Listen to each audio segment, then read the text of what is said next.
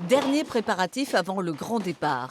Ellie, sa femme et leurs 2 enfants ont hâte de découvrir leur nouvel environnement. C'est donc sans regret qu'ils quittent ce bidonville dans lequel ils vivent depuis 2 ans et demi. Arrivés au village de la Rose, ils prennent possession des lieux. C'est joli, très joli. Oui. Mais bon, le président le prend. Dans ce modulaire, une salle avec une petite cuisine, 2 chambres, une douche, de quoi leur redonner le sourire. En tout, 55 foyers seront relogés dans ce type d'habitation adapté à leur composition familiale.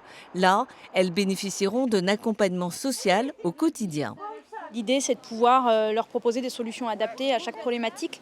C'est effectivement un public qui a des difficultés dans certains domaines. Nous, notre objectif, c'est d'avoir une approche systémique et de prendre la situation dans la globalité, de faire avancer vraiment tous les champs auxquels une famille peut toucher.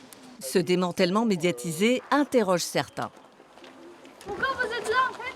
Parce qu'on est en train d'organiser votre déménagement. Et ces petits loulous, ils vont aller à l'école, hein?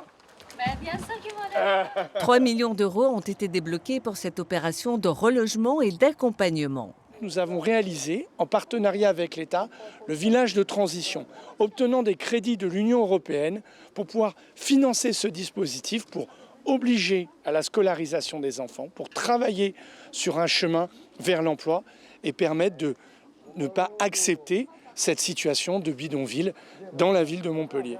Un village de transition de 2 ans pour ces familles, mais après. Dans 2 ans, démantèlement de ce village de transition parce que nous mettons tout en œuvre pour que dans les 2 années qui viennent, les personnes qui seront accueillies dans le village de transition puissent accéder à un logement de façon autonome, parce qu'elles auront appris le français, parce qu'elles auront trouvé du travail. Il ne reste plus que 2 ans pour réussir ce pari sur l'avenir.